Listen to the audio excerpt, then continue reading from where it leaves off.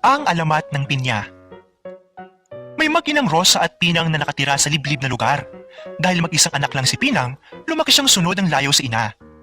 Ang katwiran ni Aling Rosa ay maliit pa naman si Pinang at matututo rin ang kanyang anak na mga gawaing bahay kapag nagdalaga na.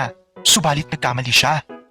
Hindi natuto ang kanyang anak, pagkus naging tamad ang dalagita. Ang alam gawin ni Pinang ay kumain, mamintana, maglaro, maligo at matulog. Lagi pang nangangatwiran na pagod sa paglalaro kapag inuutusan ng ina o kaya hindi mahanap ang dapat hanapin. Mahal ni Aling Rosa ang kanyang anak kaya naman siya na lamang ang gumagawa ng mga gawaing bahay.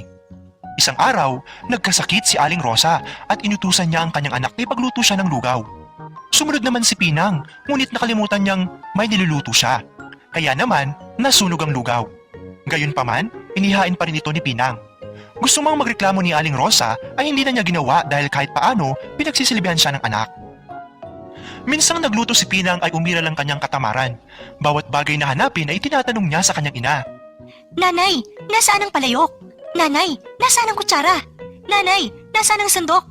Hanggang sa mainis si Aling Rosa at pasigaw niyang sinabi, Naway magkaroon ka ng maraming mata para makita mo ang mga hinanap mo. halos dinig ng mga kapitbahay ang malakas na sigaw niya.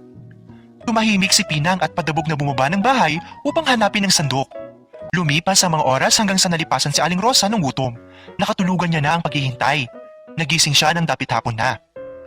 Malapit nang gumabi ngunit hindi na rin narinig ni Aling Rosa ang kaluskos sa kusina.